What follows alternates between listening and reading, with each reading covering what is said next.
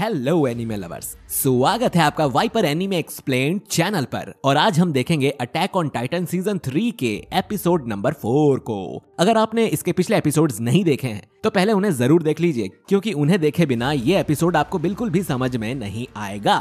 Link description में है, जाइए और देखिए। तो शुरू करते हैं एपिसोड नंबर 4 को बिना किसी देरी के, जिसका नाम है ट्रस्ट। जैसा हमने पिछले एपिसोड में देखा कि गवर्नमेंट ने सभी स्काउट्स को अरेस्ट करने के ऑर्डर दे दिए हैं और लिवाई स्क्वाड जंगल में छुपी हुई है। इनसे कुछ दूर ही हम हिच और मार्लो को देखते हैं, जिन्हें ये एरिया सर्च करने के लिए भेजा गया है।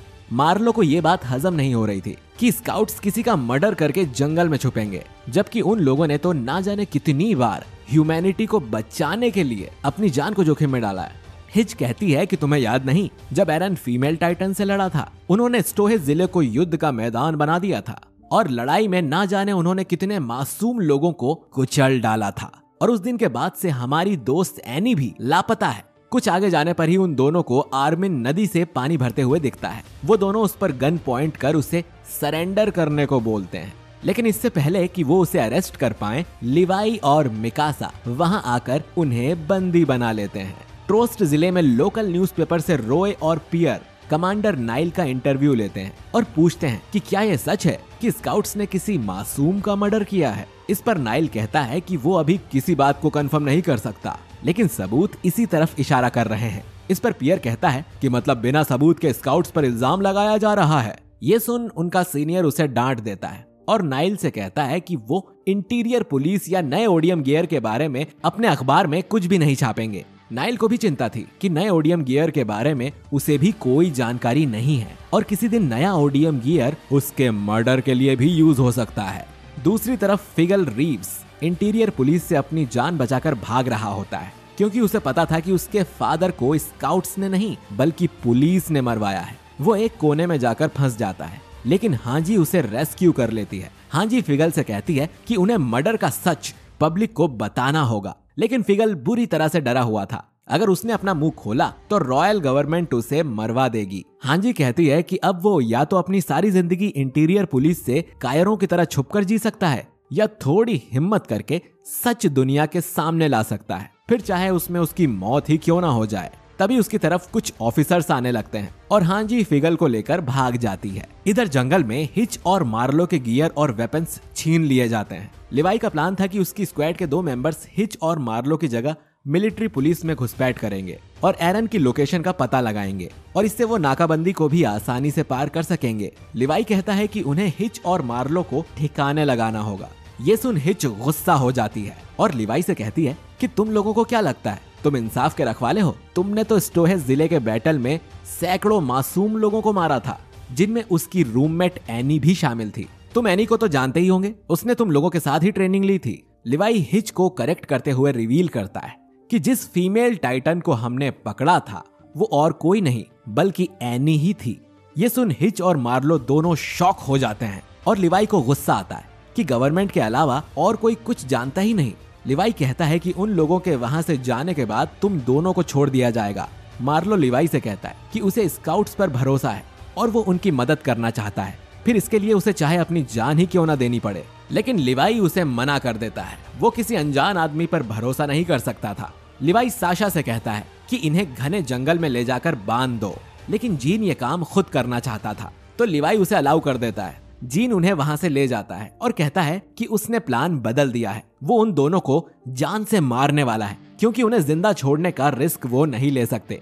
मार्लो कहता है कि वो ऐसा ना करे, वो किसी को कुछ नहीं बताएंगे, लेकिन जीन नहीं मानता और दोनों को मारने उनकी तरफ बढ़ता है, लेकिन वो फिसलकर गिर जाता है। मार्लो तुरंत उसका चाकू उठा लेता है और हिच को वहां से भागने को बोलता है, लेकिन फिर जीन मार्लो की गर्दन पर एक गन रखता है और कहता है कि स्काउट्स से सभी लोग नफरत करते हैं, तो वो उनका साथ क्यों देना चाहता था।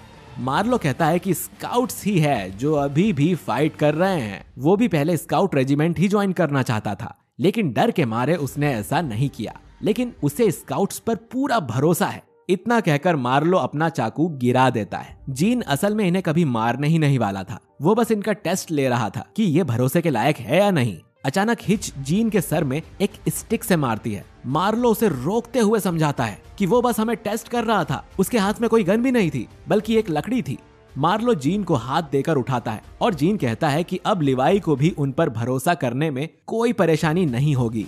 मार्लो पूछता है कि तुम्हें कैसे पता कि हम पर भरोसा किया जा सकता है, जिस पर जीन बोलता है कि तुम मुझे किसी की याद दिलाते हो जो तुम्हारी तरह ही बिना कुछ सोचे मरने तक को तैयार हो जाता है। यहाँ जीन एरन की बात कर रहा था। इसके बाद मार्लो और हिच लिवाई स्क्वाड को ऐसे चेक पॉइंट पर ले जाते हैं जहाँ कम से कम ऑफिसर थे।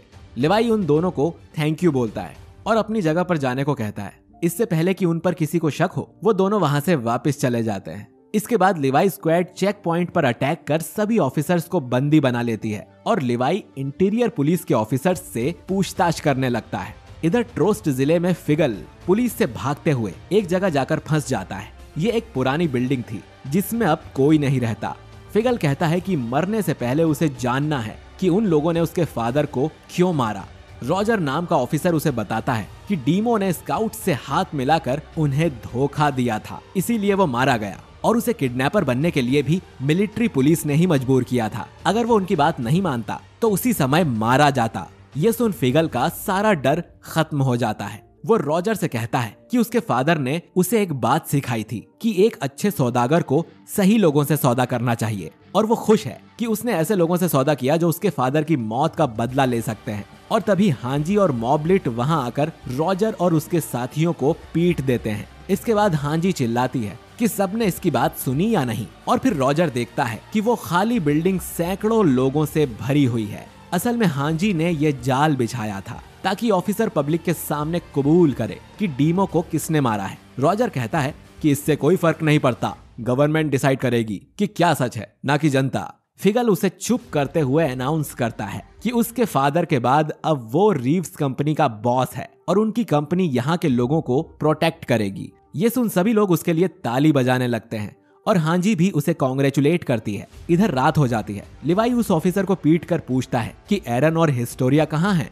लेकिन वो अपना मुंह खोलने को तैयार नहीं था। वो कहता है कि तुम लोग सरेंडर कर दो, नहीं तो तुम्हारा भी वही हाल होगा जो आर्विन का होने वाला है। गवर्नमेंट आर्विन को फांसी पर लटकाने वाली थी। ये सुन लिवाई उसे टॉर्चर करना जारी रखता है। फाइनली वो ऑफिसर अपना मुंह खोलता है और कहता है कि उसे सच में नहीं मालूम कि एरन कहाँ है। कैनी एकरमैन ने उसे इसके बारे में नहीं बताया। अब कैनी का सरनेम एकरमैन है। ये सुन मिकासा और लिवाई दोनों चौंक जाते हैं क्योंकि वो दोनों भी एकरमैन हैं और पूरे शो में हमने एकरमैन सरनेम के सिर्फ 3 लोगों को ही देखा है, जो कि है लिवाई, मिकासा और अब कैनी।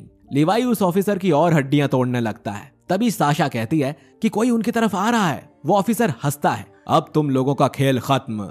उसी शाम को नाइल आर्विन से जेल में मिलने जाता है। हम देखते हैं कि आर्विन को जेल में बुरी तरह से पीटा गया है। नाइल आर्विन को बताता है कि कल उसे राजा के सामने पेश किया जाएगा, वहीं पर उसकी सजा सुनाई जाएगी और ये भी बताएगी कि स्काउट्स का क्या करना है। आर्विन नाइल से पूछता है कि तुम्हारी फैमिली कहाँ रहती है और वो कैसी है।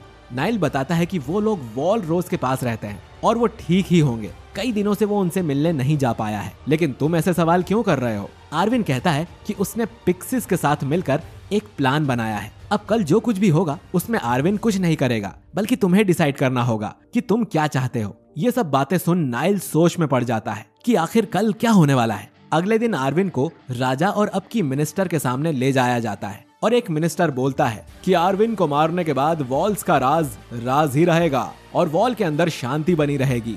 इसके बाद आर्विन से पूछा जाता है कि मरने से पहले उसकी आखिरी इच्छा क्या है, और ये एपिसोड यहीं पर खत्म हो जाता है। अब बात करते हैं इस एपिसोड के मिड इन्फो कार्ड की, जिसमें हमें सेनेसेलरी नाम के एक भवन के बारे में बताया जाता है। ये एक संस्था है जहाँ पर न्याय और प्रशासन के फैसले लिए जाते हैं और आर्विन को भी यहीं लाया गया है। तो दोस्तों, ये एपिसोड आपको कैसा लगा कमेंट करके जरूर बताइए। और अब क्या आर्विन को सच में फांसी पर लटका दिया जाएगा या आर्विन के पास कोई प्लान है बच निकलने के लिए। लिवाई स्क्वाड अब आगे क्या करेगी, ये सब जानने के लिए आपको देखना होगा अगले एपिसोड को, जिसे मैं बहुत जल्द ही एक्सप्लेन करूंगा। बाकी अगर आपको मेरा ये वीडियो पसंद आया है तो इसे लाइक जरूर कीजिए और अगले एपिसोड को मिस ना करने के लिए चैनल को सब्सक्राइब करके बेल आइकन जरूर दबा दीजिए। बाकी मैं मिलता हूँ आपसे बहुत जल्द अगले एपिसोड के साथ।